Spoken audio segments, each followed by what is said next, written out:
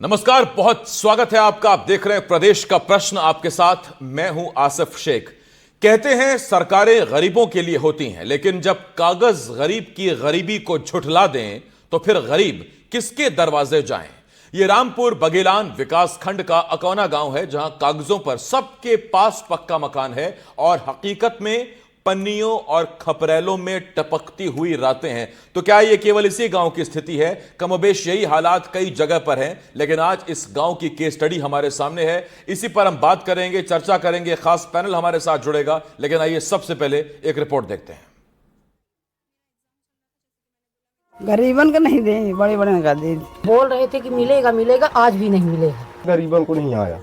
कहीं ना कहीं मनमानी है, तभी तो, नहीं तो अपात्र को पात्र कैसे बना देते हैं। यह झोपड़ी में रोशनी है क्योंकि दीवारों में सुराख है। रसोई में गैस नहीं लेकिन धुआं है, वो भी इतना कि आंखें भर आएं। भले ही नेत्रहीन हो, सरकार ने वादा किया था कि सबको मिलेगा पक्का घर, और वादे निभे भी। बस वो घर वहीं बने जहां सबसे ज्यादा जमीन, सबसे ज्यादा गाड़ी और सबसे ऊंची पहुंच हो। जिस देश में हर घर में टीवी पहुंच गया, वहां झोपड़ी तक सरकार की योजना नहीं पहुंची। ये अकौना है, ग्राम पंचायत रामपुर बघेलान का अभिमानी गांव, जहां फूस की छत को पक्का घोषित कर दिया गया है और सरकारी कागजों में गरीबी की रेखा अब लकड़ी की बल्ली से टिकी हुई है। राजेश केवट का नाम पहले लिस्ट में था, फिर किसी पेन की फिसलन से कट गया। 2 कमरों में सारा जीवन टिका है, रोटी कपड़ा मकान सब एक साथ। हाँ, सपना थोड़ा सिकुड़ गया क्योंकि सरकारी लिस्ट में जिनका नाम है उनके पास बंगला भी है और ड्राइवर भी। अब नाम तो रहा, कहानी का बताइए, आया नहीं। तो नाम कट कैसे का? फिर नाम कटा नहीं रहा, नाम रहा है। हाँ। तो फिर या कुछ छटनी में अपन नाम रहा है, पैसा नहीं आया। अरे बात की है, पीछे पीछे लगे रहना, क्या करी साहब, नहीं मिला। राजकुमार केवट का झोपड़ा ऐसा है जैसे बल्ली के सहारे टिका लोकतंत्र हो, ऊपर से पन्नी नीचे से पानी, लेकिन कागज पर वो पक्का मकान मालिक हैं।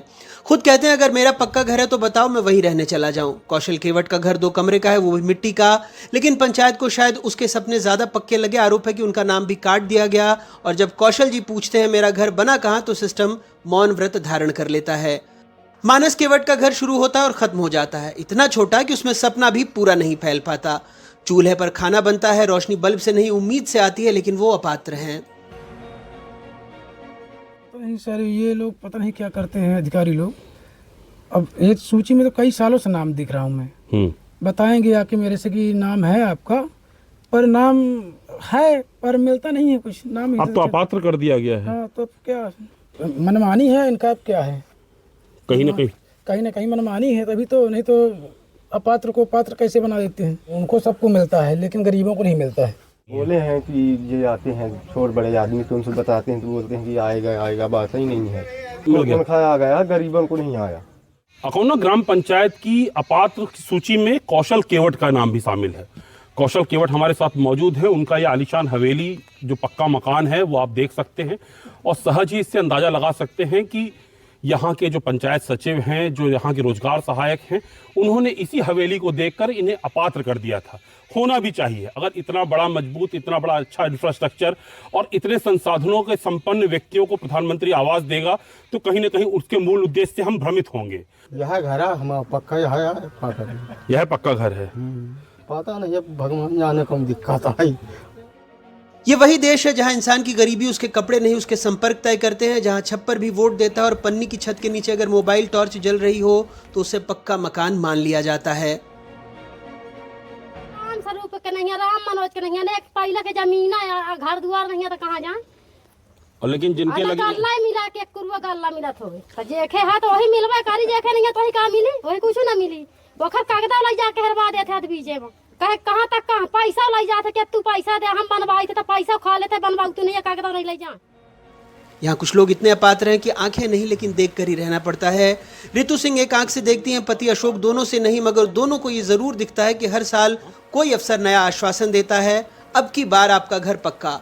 दोनों को साफ दिख रहा है सरकारी आंखों में इनकी जगह नहीं है।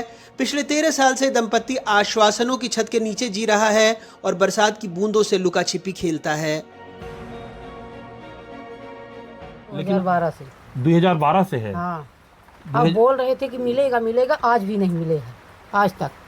2012 से लिस्ट सूची में नाम है। हाँ, लेकिन मिला नहीं आज तक अभी। बैठक ठौर नहीं है।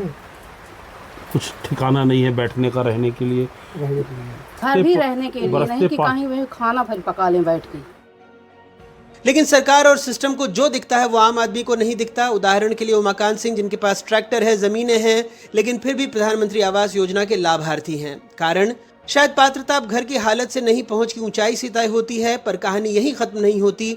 उमाकांत सिंह नामक पात्र, माफ कीजिएगा अपात्र को देखिए, ट्रैक्टर मालिक, जमीन मालिक, फिर भी योजना का लाभार्थी, क्योंकि पंचायत तिकड़ी का मन था। प्रशासनिक गलतियां लगभग है इसमें। जो वास्तविक पात्र है, जो कच्चे मकान पे रह रहे हैं, किसी तरह से पन्नी लगाकर झोपड़ियों में निवासरत हैं, उनको अपात्र कर दिया गलत तरीके से। शिकायतें बहुत की है सर। ग्रामीणों ने जनपद से लेकर माननीय कलेक्टर महोदय, जिला पंचायत सीओ, हर जगह शिकायतें की है। सीएम हेल्पलाइन में भी शिकायतें हैं, लेकिन कोई निराकरण नहीं हो पा रहा सर। मैं चाहती हूँ कि जो पात्र लोग हैं उनको आवास मिलना चाहिए और जो बड़े लोग उनको नहीं मिलना चाहिए, क्योंकि उनके पास रहने के लिए पक्के मकान हैं और हर तरह की उनकी सुविधा मिल रही है। फिर भी वो लोग वो गरीब बनना चाहते हैं और अपना नाम गरीबी रेखा में जुड़वाना चाहते हैं। जिला में शिकायत किया तो कलेक्टर को भी लिखित में दे दिया। कोई अधिकारी नहीं आए सर, अपनी मनमानी ही कर रहे हैं लोग। अधिकारी आते नहीं बाहर से, इसलिए लोग अपना मनमानी करते हैं। आरोप है कि पंचायत की तिकड़ी, सचिव, सहायक और कुछ और काबिल लोगों ने तय कर लिया है कि फूस की छत, मिट्टी की दीवारें और लकड़ी का चूल्हा दरअसल पक्का मकान ही है। अकौना गांव के लोग अब झोपड़ियों से नहीं, कागजों से लड़ रहे हैं। हर साल आंकड़ों की नई परत चढ़ाई जाती है। साल 2025-26 में 24,516 आवास स्वीकृत हुए।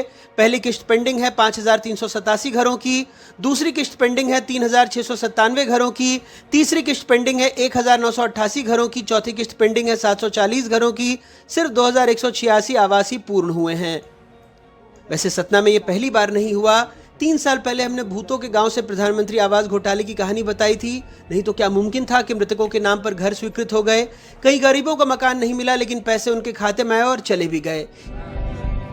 अपना पैसा देवा दे, आप तो बनवा ले, हम घुस ये भी पता लगा कि कैसे भ्रष्ट सिस्टम सरकारी योजनाओं के कुएं पी गया, शौचालय चट कर गया। सुनने में अजीब लगाना है। राशन नहीं बना में और न हमारे तो 70 साल की डकरा होगी, हम होगा ना कोई पेंशन नहीं देना, राशन बना में लेटरिंग अरे मिली रही तो तीसरे रोज पानी बरसो है, गिर गई। आपका घर बन गया? नहीं बना, नहीं बना अभी भी, और पैसे निकल गए सारे? निकल गए, 2021 में निकल गया। पर जरा सोचिए जिनके साथ ये हुआ उन पर क्या गुजर रही होगी, और उनकी हिमाकत जो प्रधानमंत्री का नाम जुड़ने के बाद भी घोटाला करने से नहीं चूके। छड़े डली हुई है ना, और ये तस्वीरों में ही 2021 में लालमणि चौधरी जी जीवित हैं। यहाँ 2016 में उनकी मौत हो चुकी है। और इस पूरे घर की हालत देख लीजिए जो आप तस्वीरों में, जिसमें छड़, अच्छी अच्छी सीढ़ियाँ, तमाम चीजें देख रहे थे। तो साहब कहानी साफ है। झोपड़ी में रहकर भी कोई अमीर नहीं हो सकता, पर बंगले में रहकर गरीब जरूर बन सकता है कागजों में, क्योंकि यहाँ गरीबी दशा से नहीं, सिफारिश से तय होती है। और मकान वो किस्मत और कनेक्शन वालों को ही मिलता है। जिनके पास कुछ नहीं, उनके पास एक उम्मीद थी, वो भी अब टपक रही है। प्रधानमंत्री आवास योजना जिस उद्देश्य से बनी थी, वो भी अब पक्के इरादों में नहीं उतर पाई है, क्योंकि जब पात्रता राजनीति और भ्रष्टाचार की गठरी में लिपटी हो तो गरीब की झोपड़ी सिर्फ एक आंकड़ा रह जाती है, वो भी अधूरी।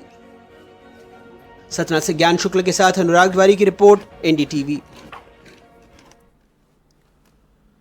ये एक रिपोर्ट हमने आपको दिखाई और हमने आपको बताया कि जो पात्र हैं वो अपात्र हैं, जो अपात्र हैं वो पात्र हैं। आप समझ जाइए इन चीजों को लेके, कंफ्यूजन की जरूरत नहीं है। यानी कि वाकई जो सच में जो पात्र हैं वो कागजों में बड़ी बड़ी कोठियों, बंगले, आलीशान घरों के मालिक हैं, और जो अपात्र हैं उनको कागज में बेहद गरीब दिखाया गया और उनको पीएम आवास अलॉट हो गया, यानी कि उनके मकानों के काफिले में एक मकान और ऐड हो गया है। हमारे साथ एक खास पैनल जुड़ रहा है। हमारे साथ वरिष्ठ पत्रकार देशदीप सक्सेना जी हमें ज्वाइन कर रहे हैं। इसके साथ साथ रिटायर्ड लेफ्टिनेंट कर्नल शुभंकर मिश्र जी हमें ज्वाइन कर रहे हैं राजनीतिक विश्लेषक के तौर पर। इसके साथ साथ रिटायर्ड आईएएस सभाजीत यादव जी हमें ज्वाइन कर रहे हैं, और मेरे सहयोगी ज्ञान शुक्ला भी हमें ज्वाइन कर रहे हैं। और कल हमने आपको एक रिपोर्ट दिखाई थी और आज हम आपको ये रिपोर्ट दिखा रहे हैं। कल स्कूलों की हकीकत दिखाई थी, आज पीएम आवास की हकीकत हम आपको दिखा रहे हैं। मेरे सहयोगी आकाश ने कल आपके सामने वो तस्वीरें लाई थी और आज मेरे सहयोगी ज्ञान वो तस्वीरें लेकर आए हैं। लगातार हम ये मुहिम चला रहे हैं आम आदमी की समस्याओं से जुड़ी हुई। सबसे पहले, क्योंकि ये खबर ज्ञान आप निकाल कर लाए, तो मैं आप ही से सवाल शुरू करूंगा। ज्ञान, एक तो मुझे बड़ी शिकायत है, एक बड़ी पुरानी कहावत है, अंधा बांटे रेवड़ी अपनों अपनों को दे। लेकिन समस्या यह है कि यहां अंधों को क्यों बदनाम किया जा रहा है? एक दंपत्ति ऋतु अशोक से जो आपने बात की, उनके पास पक्का मकान नहीं, पीएम आवास अब तक उनको नहीं मिला। कहावत तो होनी चाहिए, अधिकारी बांटी रेवड़े अंधों को ना दे।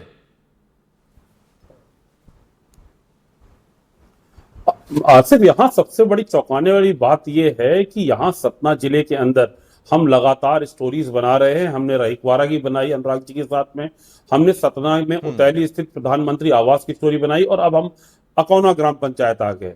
आप लगातार दिखाते रहिए कि मरे हुए आदमियों के नाम पर कैसे प्रधानमंत्री आवास आवंटित हो रहा है। हमने उतैली में दिखाया जहां पर लोग आलीशान लग्जरी गाड़ियों में रह रहे हैं, हर घर में एसी लगा हुआ है। तो समझ में नहीं आता कि प्रधानमंत्री आवास का मूल उद्देश्य क्या है, उसकी पात्रता किसको है। जब हम अकौना ग्राम पंचायत गए तो वहां पूरे मापदंड टूट गए। लोग पन्नी में, आप देख सकते हैं, टूटी हुई झोपड़ी में किसी प्रकार से रह रहे हैं, उनका नाम पात्रता सूची में नहीं है। जब हमने वहां के डॉक्यूमेंट्स को निकाला तो उस जिला पंचायत, वहां ग्राम पंचायत की सूची में ये लिखा हुआ है साफ साफ, जिसमें वहां का अधिकारी नोडल ऑफिसर का दस्तखत है, सचिव का दस्तखत है, रोजगार सहायक का दस्तखत है, जो सर्टिफाई कर रहे हैं कि इन लोगों के नाम पर पक्का मकान बना हुआ है, इसलिए ये इसके लिए अपात्र हैं। अब सवाल ये उठता है कि वो गरीब ये कह रहे हैं कि अगर हमारे नाम पे पक्का मकान बना हुआ है तो साहब हमको वो पक्का मकान ही दिलवा दीजिए। ठीक बात है, हम आपकी बात को स्वीकार लेते हैं, हम अपात्र है ना, तो आप हमको वो मकान दिलवा दीजिए। अंधे दंपत्ति के पास में हम गए, विकलांगों के लिए, दिव्यांगों के लिए सरकार तमाम योजनाएं करती है, उनके प्रति कहीं ना कहीं एक सहानुभूति पूर्वक सबका व्यवहार रहता है। लेकिन यहां दुर्भाग्यपूर्ण पहलू यह है कि पति 100% विकलांग है, उनको विकलांगता की पेंशन तक मिल रही है, पत्नी 60% विकलांग है, वो दोनों अंधे बैठे हुए हैं और 15 सालों से उनका नाम है, लेकिन प्रायोरिटी सूची में वो नहीं आ पा रहे हैं। वहां की जो तिकड़ी है, चाहे वो नोडल ऑफिसर की हो, चाहे वो सचिव की हो, चाहे रोजगार सहायक की हो, चाहे वो उप सरपंच की हो, तो वहां जो पूरा सिस्टम है वो इस प्रकार का बिका हुआ है कि वहां लगातार उन लोगों को दिया जा रहा है जिनके पास 25 एकड़ जमीन है, जिनके पास हाईवा है, जिनके पास बोलेरो है, उन लोगों को दिया जा रहा है। प्रधानमंत्री आवास का उद्देश्य गरीब को, उन व्यक्तियों को छत देने की बात है, पक्की छत देने की बात है जिनके पास आवास नहीं है। लेकिन सतना जिले का दुर्भाग्य ये है, हम लगातार इस मुद्दे को लेकर यहाँ के जिला पंचायत सीईओ के पास जाते रहे, बात करते रहे, आप शिकायत करिए, आप स्टोरी चलाइए, आप अखबार में छापिए, उससे उनको लेश मात्र भी फर्क नहीं पड़ता है। नहीं, फर्क तो पड़ेगा ज्ञान। देखिए, आप अगर बैठे हैं साथ में तो ये सुनवाई तो होगी, सरकार संवेदनशील है, इसमें कोई दो राय नहीं है। और जब ये खबर आई है तो निश्चित तौर पर देखना यह है कि इस पर कार्रवाई होती कब है और कैसे होती है। मैं इस पर लौट रहा हूं आपके पास। देशदीप सर मेरे साथ हैं। देशदीप सर, देखिए, जब भी हमें कहीं सिस्टम की, सरकार की कोई कमी लगती है, हम उसे खुलकर कहते हैं। मैं दरअसल समझ ये नहीं पा रहा हूं कि एक अच्छी मंशा के साथ लाई गई योजना, जिसका बहुत सारे लोगों को वाजिब फायदा मिला है, उसका कुछ इलाकों में आके किस तरह से उस पर पलीता लगाया जा रहा है, इसकी मॉनिटरिंग कौन करेगा? यदि एक व्यक्ति, जहां तक मैं जानता हूं, पात्रता यह 18 साल से ऊपर का शख्स होना चाहिए, गरीबी रेखा से नीचे होना चाहिए, उसके पास पूरे देश में कहीं भी या उसकी पत्नी पति के नाम पर पक्का मकान नहीं होना चाहिए, लेकिन मोटरसाइकिल भी नहीं होनी चाहिए, एसी भी नहीं होना चाहिए। क्या वजह है कि जिसके पास ट्रैक्टर है, जो जमीनों का मालिक है, वो पात्र है और इसमें किसी को कोई आपत्ति नहीं, कोई पूछ नहीं रहा कि इसको आपने पात्र कैसे मान लिया और उसके नाम पर पीएम आवास कैसे अलॉट किया?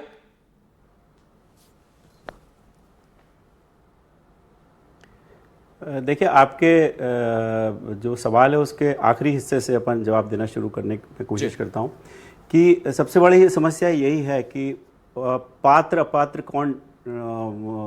कौन डिसाइड कर रहा है। ये तो बिल्कुल क्लियर कट है कि जो गाइडलाइंस हैं आपने बताएं कि गरीबी रेखा के नीचे कौन है, उसके पास मोटरसाइकिल भी नहीं होनी चाहिए। यहाँ तो ट्रैक्टर और एसी भी लगे हैं और कई एकड़ ज़मीनों के मालिक हैं, तो ये तो दिख रहा है। तो इसका मतलब ये हुआ कि जो ये योजना है, अच्छी खासी योजना पे आपने बोला कि कुछ जगहों पे, मैं ये बोल रहा हूँ कुछ जगहों पे नहीं, मोर और लेस स्टोरी पूरे मध्य प्रदेश में इसी तरीके की है। आप भोपाल के पास कुछ गांव में चले जाइए, वहाँ अगर आपने जो पंचायत सचिव है उसको अगर थोड़ा सा दक्षिणा चढ़ा दी, उसको अगर थोड़ा सा न्यौछावर दे दिया आज की भाषा में, तो आपका काम हो जाएगा, आपको मकान मिल जाएगा। ये स्थिति है। क्या इन योजनाओं का ऑडिट होता है? क्या अभी तक कोई ऑडिट हुआ है इन योजनाओं का? जो आपने बोला कि सुपरविज़न के सवाल है, तो क्या इन योजनाओं का ऑडिट हुआ है? और अगर ऑडिट हुआ है तो ये जनता को मालूम होना चाहिए मतलब ये सार्वजनिक होना चाहिए, पब्लिक होना चाहिए ये चीज़ कि ऑडिट होके ऐसे कितने मामले निकले हैं। कई मीडिया संस्थानों ने, खासतौर से NDTV ऐसी बहुत सारी स्टोरीज करता है, साल भर करता है, और मेरे ख्याल से एकमात्र ऐसा संस्थान है जो लगातार ऐसी स्टोरीज दिखा रहा है। मैं ये भी कहना चाहूँगा कि इस तरह की घटनाएं, इस तरह का पात्र अपात्र वाली घटनाएं केवल इसी में नहीं हो रही हैं। आयुष्मान योजनाओं में देखिए आप, उसमें भी यही स्थिति हो रही है कि किस तरीके से वो जो 5 लाख की रकम है उसको बंदरबांट करने के अस्पताल के लोग एक साजिश के तहत एक काम करते हैं और गरीब का नुकसान होता है। उसको उस समय तक अस्पताल में भर्ती करे रहते हैं जब तक वो राशि खत्म नहीं होती। जिस मोमेंट वो राशि खत्म होती है उसको अस्पताल से बेदखल कर दिया जाता है, चाहे उसका इलाज पूरा हुआ हो चाहे ना हुआ हो। तो ये बहुत गंभीर चीज़ें हैं। ये जो एक जो पॉलिटिक्स ऑफ पावर्टी चल रही है देश में, जो बेनिफिशियरीज़ को एक डेटा बना के रख दिया गया है, उनके जो संवैधानिक मूल्यों से जो खिलवाड़ हो रहा है, इसमें देखिए, इसमें समता समानता का सवाल है, इसमें डिग्निटी का सवाल है एक गरीब की। ये जो परिवार जिसकी आप स्टोरी बता रहे हैं, ये 15 साल पहले इस परिवार को मकान मिल जाना चाहिए था। आंखों से देख नहीं सकते हैं, और मतलब क्या पात्रता होनी चाहिए। तो बहुत गंभीर स्थिति है। और इस सही बात है, वो उन आंखों से जिसमें सुंदर दुनिया दिखनी चाहिए, उन मन की आंखों से वो क्या देख रहे हैं? भ्रष्टाचार देख रहे हैं, वो अवहेलना देख रहे हैं, वो उपेक्षा देख रहे हैं, वो ये करप्शन देख रहे हैं। मैं इस पे लौट रहा हूं आपके पास। RTI कार्यकर्ता महेंद्र सिंह सोलंकी जी भी डिबेट में ज्वाइन कर रहे हैं। स्वागत करता हूं महेंद्र जी आपका, आपके पास आऊंगा, लेकिन उससे पहले शुभंकर मिश्र जी हमारे साथ हैं। शुभंकर सर, मैं आपसे पूछना यह चाहता हूं, तो क्या सियासी दलों को सिर्फ नंबर मैटर करता है? उनको यह मैटर करता है ताकि रैलियों में, सभाओं में कह सकें कि हमने इतने हजार PM आवास अलॉट कर दिए, अब वो वाकई गरीबों तक पहुंचे, जरूरतमंदों तक पहुंचे, नहीं पहुंचे, ये मैटर नहीं करता? उनके लिए बिल्कुल मायने नहीं रखता क्या? आसिफ जी, देखिए, आपका सवाल अपनी जगह पे खुद ही अपना जवाब दे देता है कि सियासी दलों को सिर्फ ये मैटर करता है कि वो किस तरीके से अपनी उपलब्धियां बेच पा रहे हैं। अगर वो जनता को ये समझाने में सफल हो जा रहे हैं कि बिना काम किए अगर वो काम का उनकी टूटी बच जा रही है, तो उनको काम करने की कोई जरूरत है नहीं।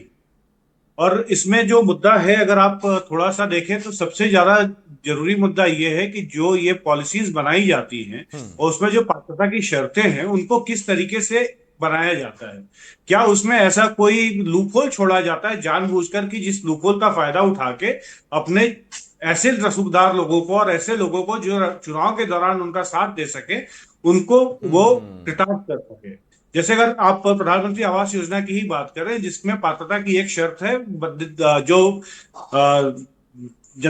व्यक्ति है या जो परिवार है उसको BPL या उसके पास राशन कार्ड होना चाहिए। तो पहली जो यहाँ पे भ्रष्टाचार का पहला खेल होता है वो ये होता है कि वैसे लोग जो BPL की पात्रता को पूरी नहीं करते हुए भी BPL कार्ड लेके घूम रहे हैं और BPL से जुड़ी हुई सारी योजनाओं का फायदा ले रहे हैं। दूसरी बड़ी समस्या यह है कि सरकार का एक इकबाल होता है। सरकार कोई भी अपने इकबाल पे चलती है। अगर सरकार का इकबाल खत्म हो गया तो फिर वो सरकार का कोई नामलेवा नहीं बचता और सरकार की कोई हस्ती नहीं बचती। यहाँ भी हमारे देश में यही हो रहा है। ये सिर्फ मध्य प्रदेश की बात नहीं है, पूरे देश में ये चल रहा है कि राजनीतिक इंटरफेरेंस की वजह से हर राज्य में, मैं किसी पॉलिटिकल पार्टी को एक तरफ से इंगित नहीं कर रहा हूं, हर जगह पॉलिटिशियंस का इतना ज्यादा इंटरफेरेंस हो गया है कि जो ब्यूरोक्रेसी है वो पूरे तरीके से लंबवत हो। और ब्यूरोक्रेसी के लंबवत होने का यही नतीजा है कि जो ब्यूरोक्रेटिक सेटअप है, चाहे वो DM हो, चाहे उसके नीचे ADM SDMs हो, या फिर आपके सर्कल ऑफिसर्स हैं, ब्लॉक डेवलपमेंट ऑफिसर हैं, इनमें से कोई भी इन गांवों तक नहीं आ रहा है। अन्यथा ये नहीं हो सकता कि किसी गांव से रिपोर्ट जाए कि उस गांव के सारे घर पक्के बन चुके हैं और वहां कोई जाके ना देखे। ठीक बात। सिमिलरली एक प्रश्न और उठता है जो कि बहुत महत्वपूर्ण है, वो है हमारे पंचायती राज संस्थाओं का कार्यान्वयन। किस तरीके से उनकी कार्यवाही चल रही है। जैसा आपने देखा है, इस गांव की सरपंच एक महिला है और जहां तक मुझे लग रहा है इस महिला सरपंच को शायद उनको उस तरीके से काम करने की छूट नहीं मिल रही है। या तो उनके सरपंच पति उसका काम संभाल रहे हैं या बाकी पुरुषों के दबाव में उस महिला सरपंच को काम करने की आजादी नहीं है। जैसा आपके शुक्ला जी ने भी बताया, जिन्होंने ग्राउंड रिपोर्टिंग की है, कि उप सरपंच की तक की वो भागीदारी की बात करते हैं, पंचायत सचिव उप सरपंच की भागीदारी की बात करते हैं। तो मुद्दा, अगर आप थोड़ा सा इसको मैक्रो लेवल से देखें, तो मुद्दा ये नहीं है कि किन लोगों को मिला, किन लोगों को नहीं मिला, वो बहुत महत्वपूर्ण है, बट अगर आप थोड़ा सा ऊपर से देखें तो आपको इसमें एक सड़ी हुई, गंधाती हुई ये व्यवस्था आपका दिखाई देगी। जो आपका ये पॉइंट है सर, ये बहुत वाजिब है। मैं इसी पे जरा पूछ लेता हूं सवाल। इस बीच हमारे साथ retired IAS officer Sabhajeet Yadav ji भी डिबेट में ज्वाइन कर रहे हैं। सभाजीत जी, आपका स्वागत करता हूं। उससे पहले महेंद्र जी आपके पास आ रहा हूं।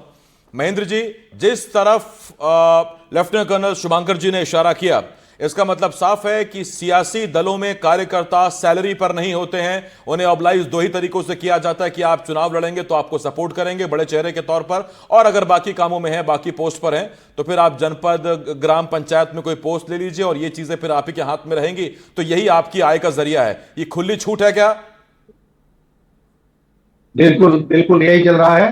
और जो यहाँ पे महिलाएं सरपंच हैं, वो केवल महिला हैं, उनकी आड़ में सरपंच पति या वहां के स्थानीय जो रहते हैं, मतलब जनप्रतिनिधि, वो पूरा काम करते हैं और बोर्ड को प्रभावित करने के लिए अपात्र लोगों को पूरा लाभ दे रहे हैं और पात्र लोग पूरा वंचित हैं उससे। कहीं कुछ नहीं है धरातल में।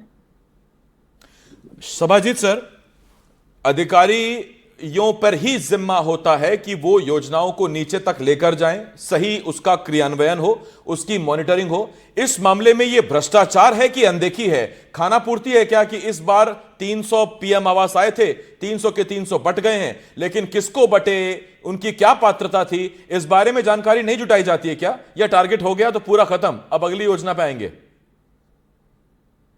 देखिए, ये बात तो सही है। अदरवाइज आवास की जहां तक भारत सरकार की घोषणा थी, नीति थी कि भाई 2022 तक सभी को आवास उपलब्ध करा दिया जाएगा, और उसका एक सर्वे हुआ, कितने आवासीन हैं, केवल ग्रामीण क्षेत्र में ही नहीं, अब तो नगरीय क्षेत्र में भी देखेंगे और यही पाएंगे कि आज भी नगर में भी झुग्गियों में रहने वालों की संख्या काफी अधिक है।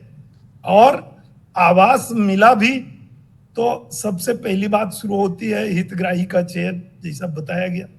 हितग्राही के चयन में केवल ये बात नहीं है, एक्चुअली पंचायतों की जहां तक स्थिति है, उसमें सारी पंचायतों की, कोई महिला पंचायत है, सरपंच है, उसका पति कर रहा है, इसमें ही गड़बड़ी नहीं है। गड़बड़ी ये भी है कि जहां सरपंच स्वयं में काफी असहाय स्थिति में होता है, पंचायत में पंचायत भी, ग्राम पंचायत भी, इसका जो हमारा स्तर है, इस पर पंचायती राज की व्यवस्था में भी हमारा जो ब्यूरोक्रेसी है वो हावी है, वो उन चीजों को डिसाइड करती है। और जहां तक इसमें गड़बड़ी होती है, चाहे जिस चीज में, अभी आपको यहीं का बताऊंगा कि एक जनपद पंचायत ने मतलब शादियों के नाम पर मतलब कई करोड़ निकाल लिया। वो जो है जनपद सीओ जेल ओल में भी है। मुद्दा मतलब जो पकड़ा गया वो चोर है, बाकी तो सारे लोग। तो ये बहुत बड़ी समस्या इसकी है आज भी। नहीं, यही तो मैंने आपसे पूछा सर कि मतलब ये जानबूझ के अनदेखा किया जा रहा है या ये खुला छोड़ा गया है कि भैया तुमने विधानसभा में बहुत साथ दिया था हमारा, जगह जगह गांव गांव में गए थे, तो अब तुम्हारी बारी है, जितना चांदी काट सकते हो काट लो। देखिए, खुला छोड़ने की बात नहीं है, एक हमारी जो प्रवृत्ति है उस पर रोक लगाने की बात है। और उसके लिए जरूरी था कि हम संस्थात्मक व्यवस्था में परिवर्तन, जैसे पंचायत थी, हम पंचायत को पूर्ण अधिकार देते और तब पंचायत ही जिम्मेदार बनती। यहाँ तो जिम्मेदारी तय करना भी कठिन है। देशदीप सर, जिम्मेदारी तय करना जी मैं आ रहा हूं आपके पास। देशदीप सर, एक तस्वीर मुझे याद आती है, एक बार एक नेताजी दौरे पर गए, एक बुढ़िया थी, उनकी एक झोपड़ी थी, तो नेताजी को झोपड़ी बुरी ना लगे उस चक्कर में उसे ढांक दिया गया था। तो कहां तो अपेक्षा यह की जाती है, तस्वीरें हम ये देखते हैं और उम्मीद ये करते हैं कि जहां जहां झोपड़ी दिखे उम्मीद करिए कि वो पक्का मकान बन जाए, लेकिन जब नहीं बना सकते तो कम से कम नेताजी के दौरे पर उसे ढांक दो। ये तस्वीर इसी मध्य प्रदेश की थी।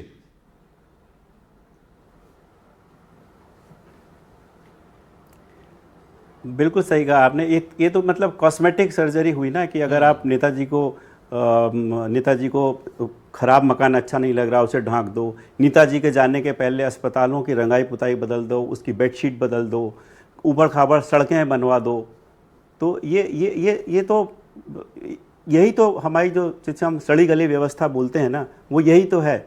तो क्या नेताजी को ये बातें समझ में नहीं आती कि क्या नेताजी नेता बनने के पहले, मंत्री बनने के पहले आम आदमी नहीं थे? क्या उन्हें मालूम नहीं है कि उनके आने के पहले एक अलग से दिख नहीं जाता कि नया नया पेंट करा हुआ है या नई सड़क बनी है, या ये हिस्से पे झोपड़ी पे ये त्रिपाल क्यों लगा हुआ है, या जिस तरीके से झोपड़ी ढकी गई है।